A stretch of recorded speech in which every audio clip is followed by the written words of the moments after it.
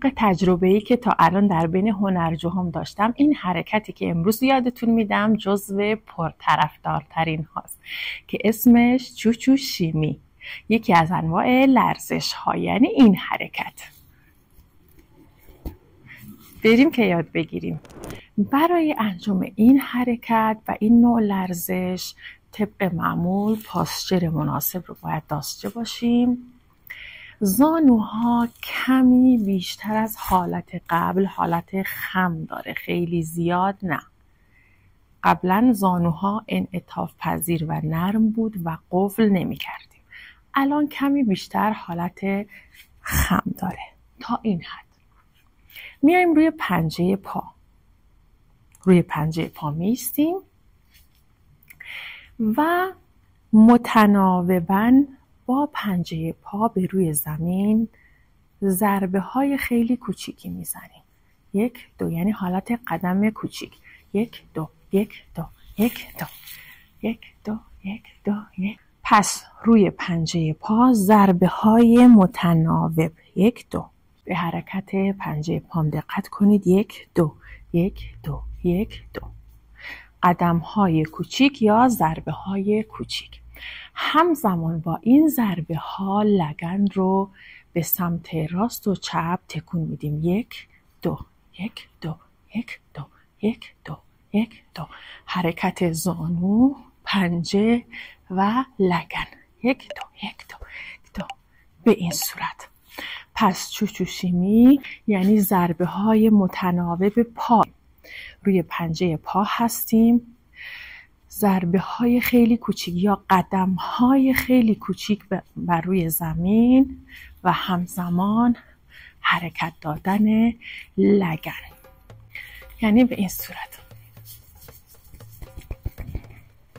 خب الان با این حرکت ما هم میتونیم حرکت کنیم، یعنی هم به سمت راست بریم، به سمت چپ بریم، عقب، و حرکت خیلی زیبا و جذابی رو توی رقص ها به وجود میاره. یعنی به این صورت ما میخوایم الان با چوچو شیمی حرکت کنیم به سمت راست. فقط دقت کنیم موقع حرکت پاهاتون به این صورت نباشه. یه نکته خیلی مهم در این نوع لرزش اینه که وقتی شما به این صورت میاد روی پنجه پا و این حرکت رو انجام میدید، به حالت زانوهاتون دقت کنید. زانوها باید تا اونجایی که میتونید به هم نزدیک باشه. اگه زانوها باز باشه و به این صورت حرکت رو انجام بدین درست نیست و جلوه زیبایی نداره. یعنی به این صورت انجام ندید. خیلی میبینم توی هنرجوها. باید زانوها دقت کنید که به هم نزدیک باشه، پاها به هم نزدیک باشه که حرکت ظریفتر و زیباتر دیده بشه.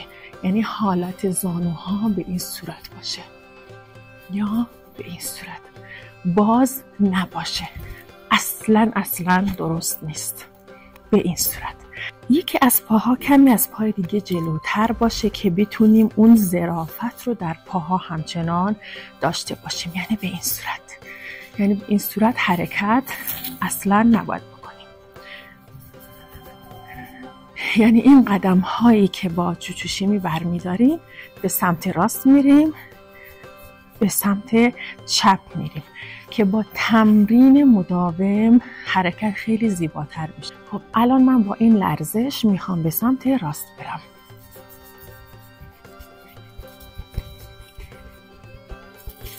راست، چپ.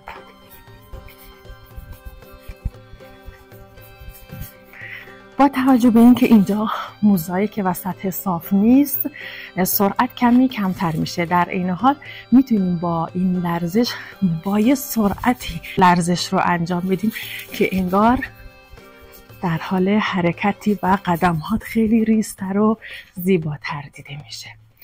و اگه بخوایم با این نوع لرزش به سمت عقب بریم که این حرکت رو خیلی زیاد دیدید و مطمئنم خیلی دوست دارید.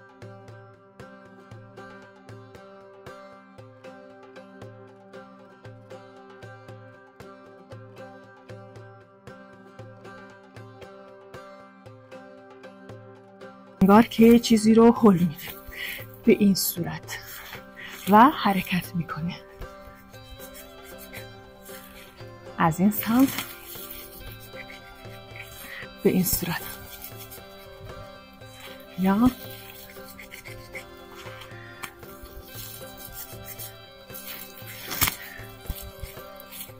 پس چوچوشیمی یعنی ضربه های مداوم پنجه پا با قدم های خیلی ریز و کوچیک روی زمین و همزمان تکون دادن لگن به سمت چپ و راست و حرکت به سمت عقب. پاها به سمت عقب میره، دست ها حالت هل دادن داره به این صورت و به این صورت. همون حرکت با این تفاوت که کمی لگن رو به سمت عقب میبریم و با دست ها به سمت جلو حالت هل دادن بهش میدیم. این حرکت رو با انواع حرکت دست میکنیم.